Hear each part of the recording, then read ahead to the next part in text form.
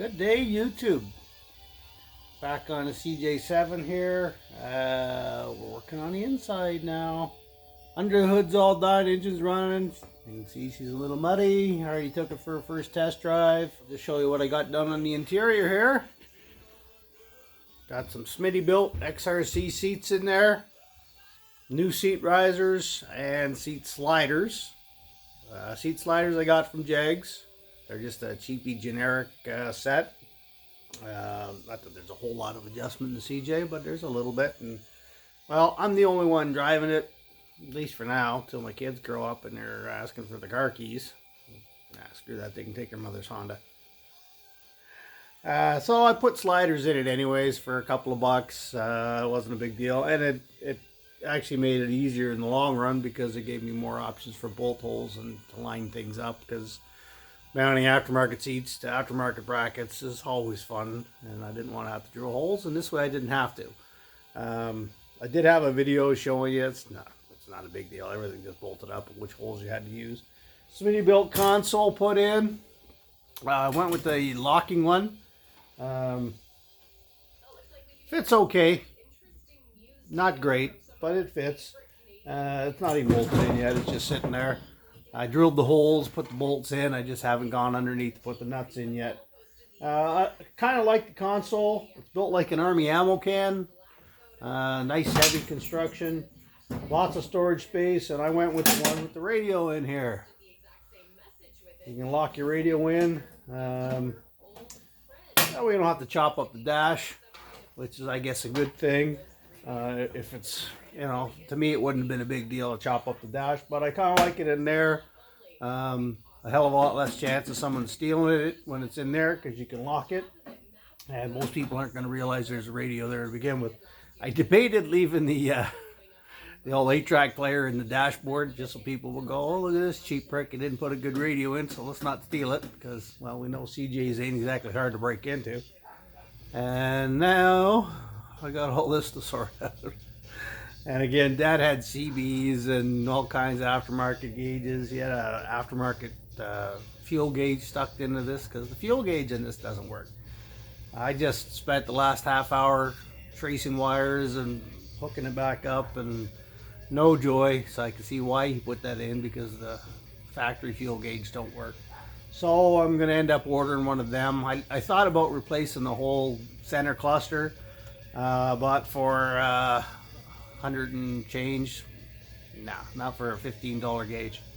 So we're going to take that apart today, get that going. It's easier to unbolt it like this and lay it out than to crawl underneath like a fool or rip your steering column off.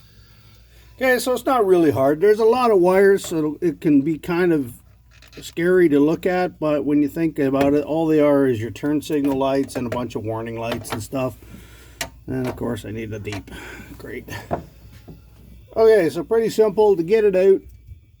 You want to take out these 4 nuts. There's one, I guess you can't really call it a corner because it's a round gauge, but there's 4 opposed nuts. Alright, well, that was an exercise in how many times can I knock the friggin' camera over. Anyways, what I did was I pulled out all the lights. Now you're dealing with, I didn't even count them, like 7 or 8 lights here, right? So I labeled everything. Turn signal, left 1, 2, 3, 4, etc. Bottom to top. So now all you got to do is pull your gauge out. And there's your gauge cluster. Alright, nothing to it. Okay, so there's the corresponding labels. It's not that hard to figure out, really. B for bottom, that's your gauge light. So when you turn your headlights on, you got gauge lights. Left turn signal, right turn signal. I know it's backwards right now, but when you're in the vehicle, that's what I went for. So this is my right side, right 1, 2, 3 from the bottom, left 1, 2, left turn signal. Very simple. Now to get your gauge out, here on the bezel, you can see right here, it's bent in. So all you got to do is unbend these 4 spots with a straight screwdriver, and that'll pull your glass off. All right. Okay, so the bezel's all bent, and all you got to do is go in here with a screwdriver, a big one, and twist it. All right, you don't want to pry this way because you're going to end up damaging something. It's all light metal. And just gently pry it in the 4 spots. Once that's done, bezel comes off. There's your gauge. Again, don't pull the needle off because then you'll never get it to match back up again. Because if you notice, there is a little bit of spring there. So when you pull that off, the needle will, it could actually turn a little bit. When you push it back on, your zero is not going to be 0 anymore. So don't pull that off unless you have to. Try not to get fingerprints on this, because any fingerprints you get are going to be there forever. All right, so again, these 2 screws right here next. Okay, those 2 screws are not in really tight. Don't lose them. They're pretty short, like that. Okay, so they're just little tiny short screws. And this one I don't even got a pop here now. I literally just pulled right off. So there's your speedometer.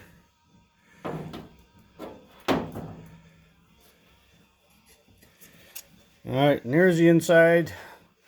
You can see here, this has had some melting issues at some point. Some of the colors have been melted off. And these are just so that when that light comes on, it doesn't shine up the whole gauge. It limits it to just the area that you want. All right, so now we got the gauges to actually pull out.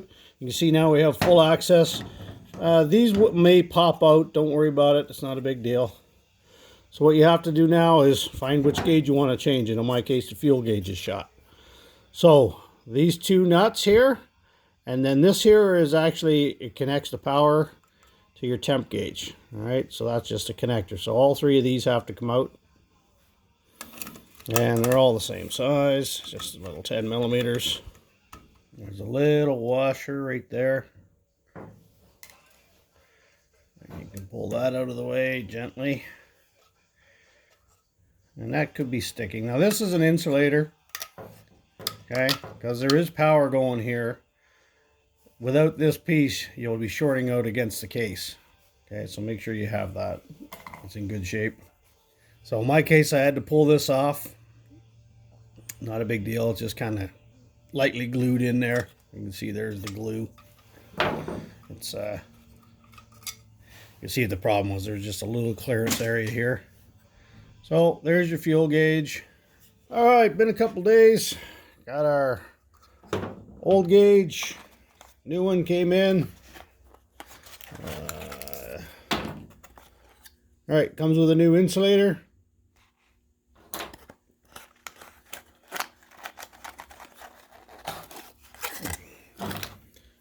New gauge. A little bit different faceplate.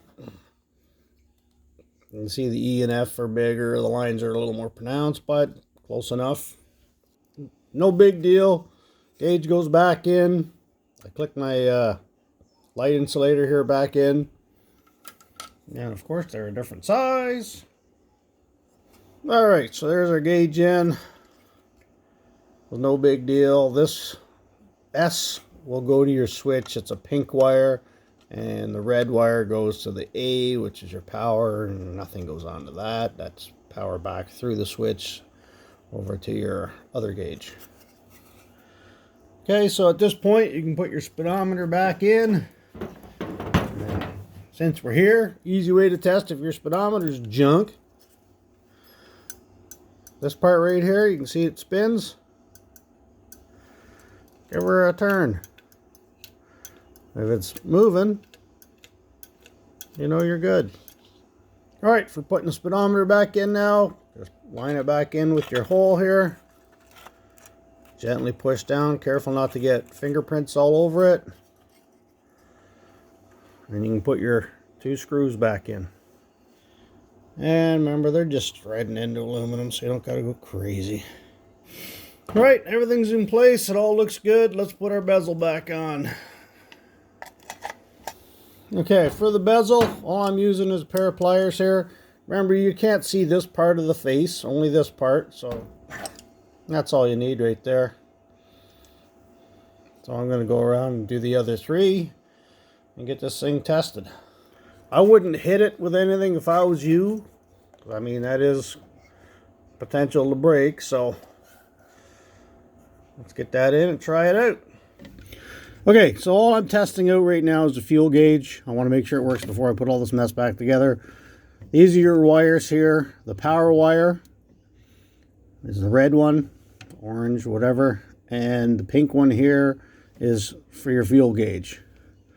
So the pink one goes on the S, or the outside most. Red goes on the A.